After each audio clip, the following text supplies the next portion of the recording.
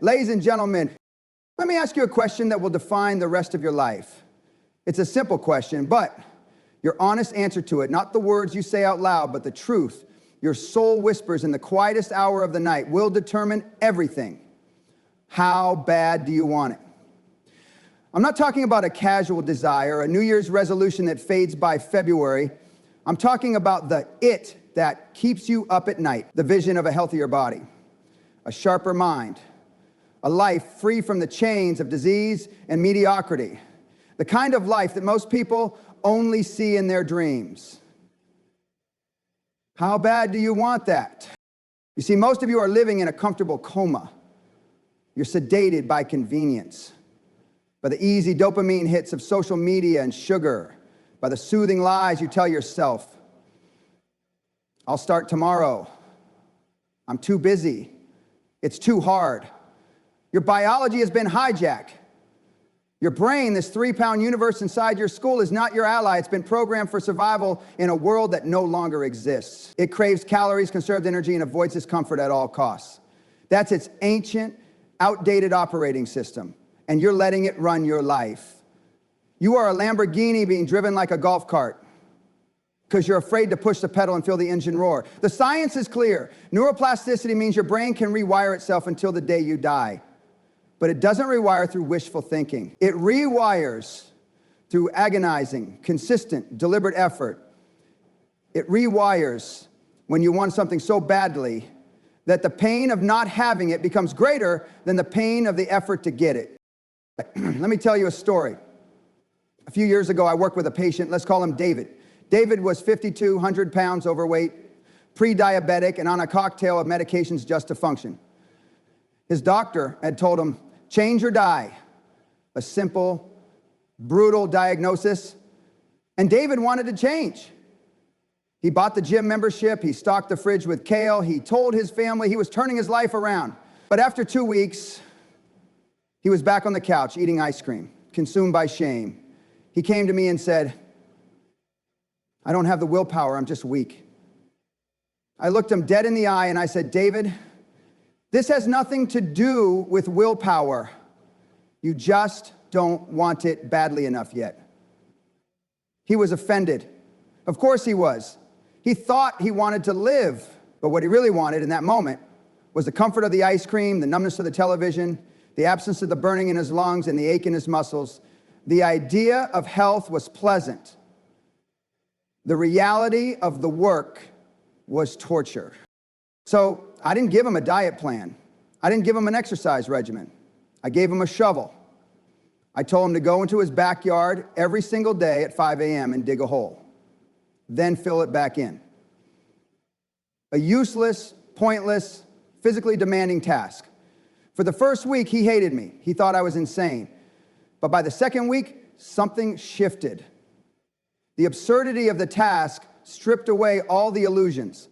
There was no external reward, no six-pack abs, no praise from his doctor. There was only the act itself. And in that emptiness, he found a ferocious burning question. Why am I doing this? What is this for? And the answer came roaring up from the depths of his soul. I am doing this to prove to myself that I am in command, that my mind gives the orders and my body obeys. The hole in the ground was a mirror. It showed him who he was. And he decided he didn't like the reflection.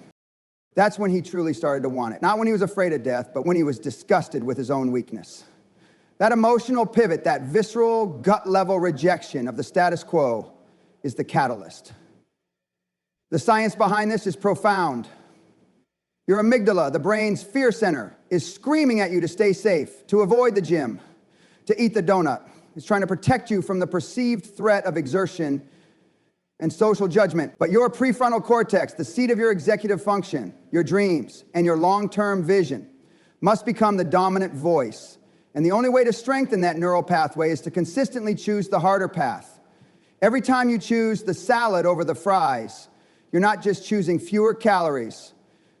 You're forging a neural pathway of self-respect. Every time you drag yourself out of a warm bed into the cold morning for a run, you are literally sculpting a brain that believes it is capable of hard things. You are building what we call cognito dominance. This isn't positive thinking. This is physiological engineering. When you sleep 8 hours instead of scrolling until 2 a.m., you are not just resting, you are performing a glymphatic flush on your brain, washing away the toxic proteins associated with Alzheimer's and cognitive decline. You are literally power washing your mind. When you fast for 16 hours, you are not just burning fat. You are triggering autophagy, where your cells become self-cleaning, recycling damaged components, and reducing inflammation at a cellular level. When you lift weights until your muscles scream for mercy, you are not just building muscle. You are releasing brain-derived neurotrophic factor, BDNF, which is like miracle growth for your neurons, enhancing learning, memory, and higher thinking. These are not lifestyle tips. These are the levers of control over your own biology. But you will never, ever pull these levers if you only kind of want it. You have to want it with a white-hot fury. You have to want it like a man in the desert wants water. You have to want it so badly that the temporary discomfort of the action becomes a welcome price to pay for the permanent power you are purchasing for yourself. The world is designed to make you soft, to make you complacent, to make you consume. The entire economic model of modern society is predicated on your inability to delay gratification. It sells you cheap calories, endless entertainment, and quick fixes. It wants you to be a good consumer, not a powerful human being. To break free, you must declare war on that inertia. You must become a revolutionary in your own life. And every revolution requires a level of commitment that looks like insanity to the people who are still asleep. They will call you obsessed. They will say you're extreme. They will try to pull you back into the warm, soft, comfortable quicksand of mediocrity. Because your light makes their darkness visible. Your decision to rise forces them to confront their own decision to stay seated. Your why must be so deeply embedded in your core, so non-negotiable, that it becomes an impenetrable shield against their doubt and their criticism. Let me be clear about what this it is. It's not just about a number on a scale or a blood test result. Those are byproducts. The it is sovereignty. It is the absolute, unshakable conviction that you are the master of your own fate, the captain of your own soul. It is the energy that radiates from you when you walk into a room. It is the clarity in your eyes. It is the sound of truth in your voice. It is knowing with every fiber of your being that you have looked into the abyss of your own potential and have decided to climb down into it and build a castle rather than just stand at the edge and wonder. This is not a hobby. This is a holy war for your own existence. And the first battle, the most important battle, is fought not in the gym or the kitchen, but in the 6 inches of space between your ears. It is won the moment you decide, truly decide, that the pain of discipline is infinitely more desirable than the pain of regret. So I will ask you again, and I want you to feel this question in your bones, in your soul. How bad do you want it? Because I see that look in your eyes. Some of you are feeling it, that spark, that agitation, that deep, unsettling recognition that you have been negotiating with yourself, making deals, accepting crumbs from the table of your own life, and others are still resisting, the rational mind throwing up defenses. It's my genetics. I have a slow metabolism. I've tried everything. Let me annihilate those excuses with the sledgehammer of science and truth.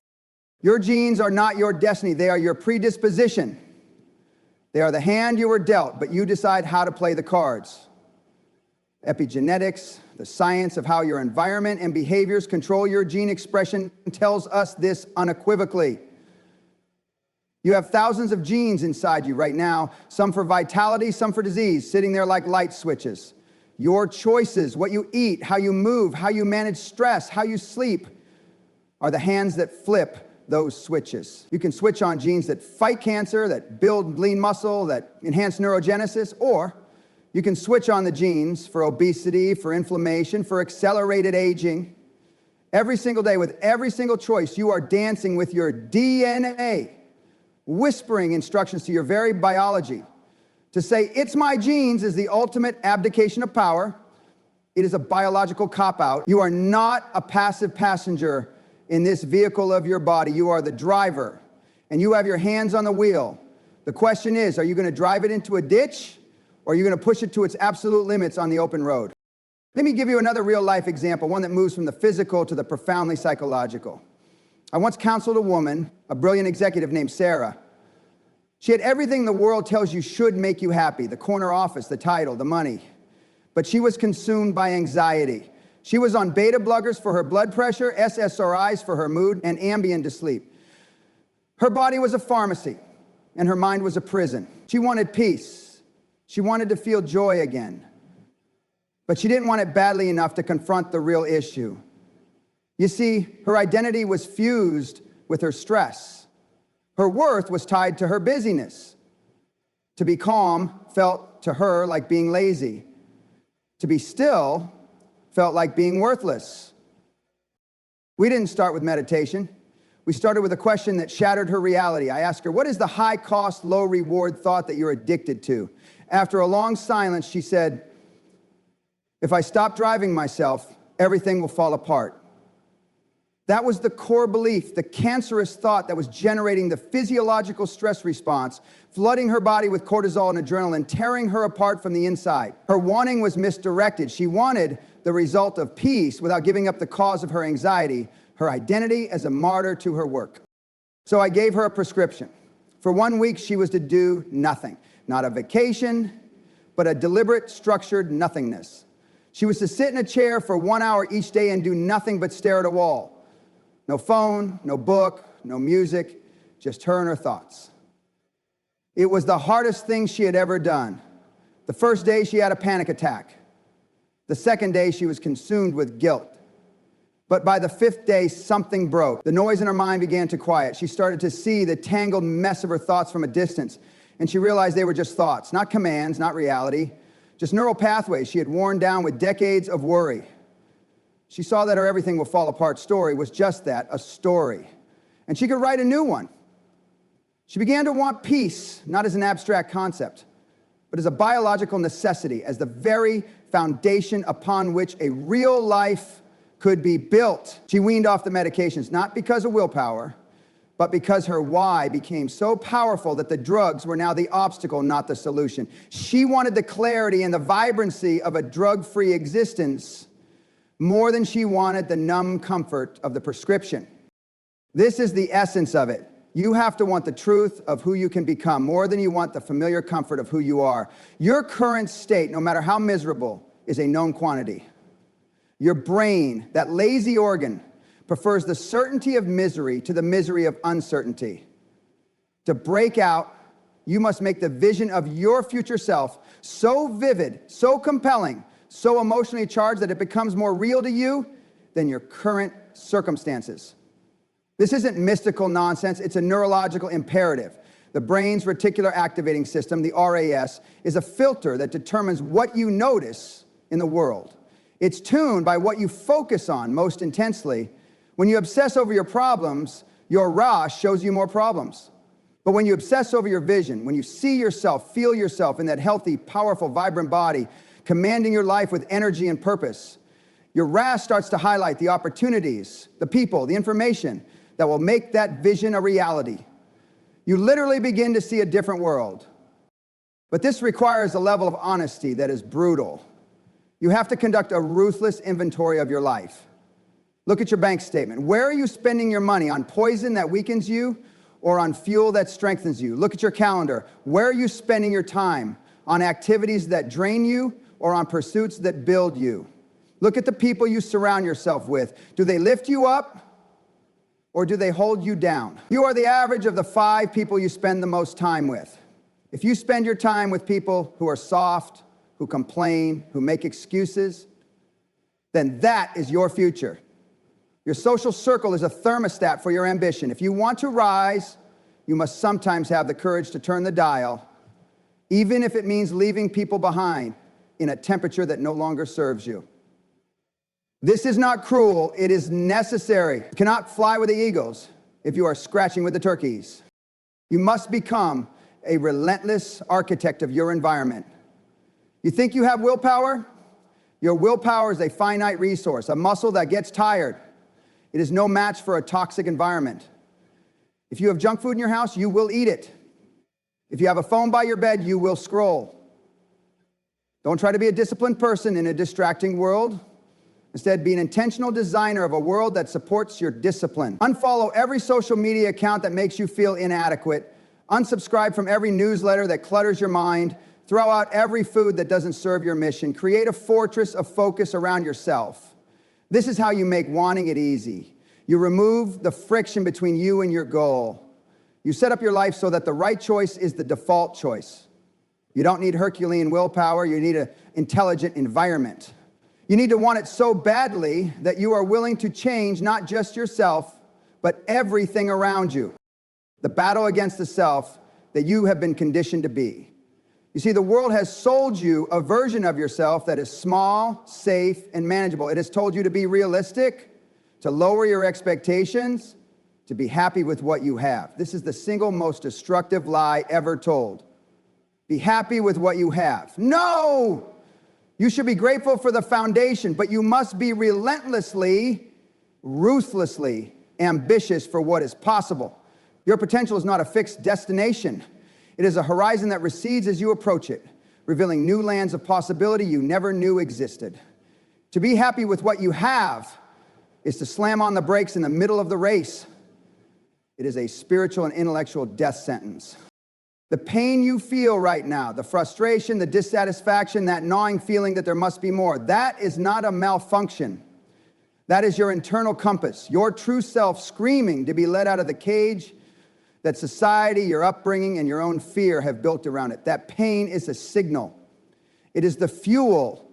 Most people spend their lives numbing that signal with food, with alcohol, with television, with shopping. But they try to silence the voice that says more. But that voice is your birthright. That is the voice of the infinite potential that resides within you. Don't numb it. Listen to it. Amplify it. Let it become a roar that drowns out the whispers of doubt and the shouts of the naysayers. Let me be brutally clear. The journey to getting what you want, to becoming who you are meant to be, will be the most difficult thing you ever do. It will be a lonely path at times. There will be days when you wake up and the fire has dwindled to a single ember. There will be moments of profound failure where you will fall flat on your face and taste the dirt of your own shortcomings. This is not a possibility, it is a guarantee. And in those moments, your why will be the only thing that can lift you back up. Not a positive affirmation, not a motivational quote, but the deep, cellular, non-negotiable knowing of why you started. It has to be a reason that brings tears to your eyes. For your children, for the partner who deserves the best version of you, for the person you used to be, who looked in the mirror with hope and wonder, and who you owe a debt to, for the legacy you refuse to squander. This is where science and spirit merge into one undeniable force. We know that the human body is capable of miraculous adaptation. We know the brain can rewire itself for greatness. But the catalyst, the spark that ignites this entire process, is not a drug, not a supplement, not a secret technique. It is a decision. A single, definitive, all-in decision that you make in the core of your being. A decision that from this moment forward, you will no longer accept mediocrity. You will no longer negotiate with the weak version of yourself. You will no longer betray your own potential by choosing what is easy over what is right. So I want you to close your eyes for a moment. I want you to block out the noise, the lights, the person sitting next to you. I want you to go inside. I want you to see it. See the person you are destined to become. See the vitality in their step, the clarity in their gaze, the power in their presence. Feel the energy radiating from them. Feel the health, the passion, the unshakable peace. That person is not a stranger. That person is you, stripped of the excuses, stripped of the fear, stripped of the conditioning that has held you back. That is your future self. And they are waiting for you to make the decision that will bridge the gap between who you are and who you must be. The distance between you and that person is not measured in time, it is measured in courage. It is measured in the number of times you choose the path of most resistance over the path of least resistance. It is measured in the number of times you forgive yourself for a misstep and take the next right action immediately, without self-flagellation. It is measured in the quiet moments of the night when you reaffirm your commitment to yourself, not because it's easy, but because it is necessary. Open your eyes. Look around you. This room, this moment is a crossroads. You can walk out of here and back into the same life, with the same habits, the same thoughts, the same results. Or you can walk out of here different. You can carry this fire with you. You can decide right here, right now, that you are done with someday. You are done with I can't. You are done with good enough. How bad do you want it? Do you want it enough to silence your phone and go to sleep when you know you should? Do you want it enough to drink the water and leave the sugar on the shelf? Do you want it enough to feel the burn in your muscles and push for one more rep? Do you want it enough to sit in the silence and confront the demons in your own mind until they bow to your will?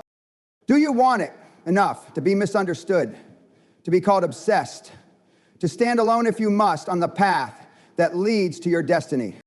The world does not need more comfortable, well-adjusted people. The world needs more warriors for health, for vitality, for truth. It needs more people who are so fiercely, unapologetically committed to their own greatness that they inspire others to remember their own.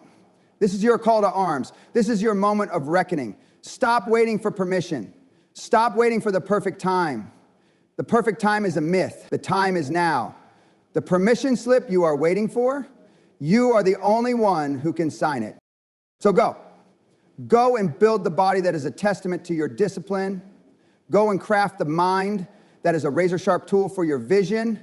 Go and live the life that is a roaring, undeniable testament to the answer you gave today, deep in your soul, to the only question that ever really mattered. How bad do you want it? Now go and show yourself the answer.